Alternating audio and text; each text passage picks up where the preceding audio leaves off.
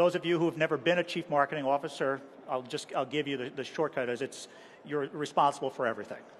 There's no other way about it. Anything that remotely smacks of marketing, ultimately you're responsible for. So that's a tall task for Andrew. But he's been at the company now since 2006 in a variety of management and executive capacities. It started when the company he was with at the time, Wiley Technologies, was acquired by CA Technologies. And he has an interesting background before that. He's worked as a marketing executive for other software companies, but he's also headed up the San Francisco and Austin offices for a strategic communications firm. So all that diverse background will undoubtedly serve him well in his new role. So let's let Andrew come on up. Thank you. It's a very kind welcome. You have notes, but I do not. That's hardly fair. I try not to use them, though. So in a nutshell, tell us what, in your role as CMO, what takes up most of your day. It's pretty clear, actually. I have the fortune of a boss who's crystallized in a vision, what he expects from marketing and what we need to do in terms of marketing to transform our company to be relevant not just to the 1,000 customers that we've always served, those large enterprise customers, but to extend our relevance to customers who do not typically know us, who are smaller companies, who may be interested in taking delivery of software via SaaS, from a more demand-led model rather than from a sales-led model. So transforming marketing to really accomplish that is really focused in 3 areas, and it is driving brand awareness. So we are known by that small set of 1,000 customers incredibly well, and we do a better job than any company I've ever seen of understanding this very complex, large customers and their challenges. But our awareness beyond that 1,000 has not traditionally been that great. So building that awareness beyond the largest, most complex enterprises to that smaller, emerging enterprise space is huge. And second, and I'm sorry, I sound like I'm speaking to you from the bottom of a well, but I'm getting over a cold. Second is really building more of a demand-led model.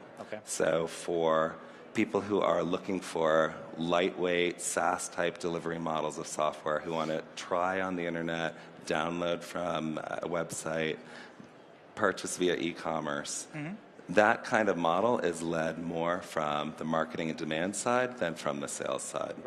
And then third really is enabling that through a website that is slick, that is lightweight, that presents the right offers to the right people at the right time, and that enables that kind of buying experience. So one of the trick for a CMO at a company like CA Technologies is to keep what's strong and well regarded and build on it, but at the same time help people who, you said, may not be as familiar with what the company really represents today in terms of breadth of product line, go-to-market strategies, et cetera. I mean, like, as I was talking with Mike, it wasn't that long ago that if you did a poll of people and asked them, well, what is the company called, in that time, CA, mainframe software. Absolutely. Okay. And we have a 35-year-old legacy of incredible innovation in that space, of remarkable customer loyalty in that space. And that is the foundation that makes the future possible. So you're absolutely right. We have to understand those customers incredibly well and represent our innovation to them incredibly well. But also, as we talked about earlier, show how much we can help in terms of the emerging trends, be it DevOps, be it mobility, be it cloud, how much that foundation is relevant in what is more and more a hybrid environment, and how really you have to look at managing from the mainframe out to the mobile device, and how those worlds really do interconnect, and how our history of expertise in management and security is really the most relevant background you can bring to these hybrid environments. Okay. So when you go out and talk to customers, what kinds of questions do you ask them? What do you want to hear back from customers? What are you going to ask the people here at the show this week? Absolutely. It's not unlike any question that you'd expect to ask, and it's really what's keeping them up. What are their hardest challenges right now?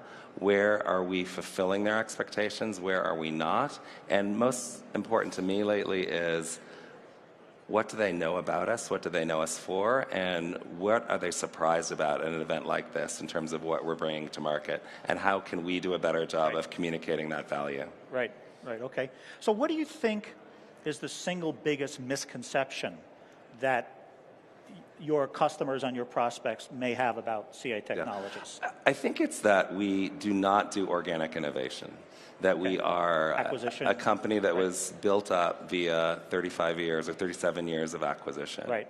And we do have an incredible history of acquisition and choosing really smart assets like Wiley Technology, which is the company I came from, and monetizing those through our global distribution network, through our partner network, and helping those assets grow faster and broader than they could without us. But we also have an incredibly strong, rich heritage of organic innovation. And you saw some of that tonight in the video that Mike showed, things like Clarity Playbook that really do aggregate what had been interesting IT information into not just a presentation layer that's pretty, but into relevant information that helps in terms of executive financial modeling and understanding the business. And that is not something that we're traditionally known for in terms of that strength of organic innovation. That 600 engineers, or rather 6,000 engineers and $600 million, that investment, what kind of new product brings to market, is not something we're well known for. Right. So from a marketing standpoint, what's the biggest challenge in allowing you to get people to think about CA Technologies in that way? I mean, you're a large company, but you don't have unlimited budget. You do have to make smart decisions, right? Yeah. What are the most important things that you and your team have to do in order to, fulfill Mike's vision? Yeah, I think, and I'm sure you've seen this in the companies that you've looked at, there are three types of technology companies. They're the technology-driven ones, marketing-driven ones, and sales-driven ones. And we have a history of more of a sales-driven type of culture. So I think I have a great deal of internal awareness work to be done in terms of understanding from across the company what marketing can do to drive our business. And also, I think we as a company need to understand that if we're growing towards that SaaS lightweight delivery model, that is a marketing-led model. That is a demand-led model where people do the investigation work themselves, do the qualification work themselves, purchase online themselves, where sales actually doesn't necessarily have any interaction at all. So that's, I think, the largest kind of transition that we will make as we have more and more of our business rely on the marketing-driven side. Okay, very good. Thank you, Andrew. Thank you.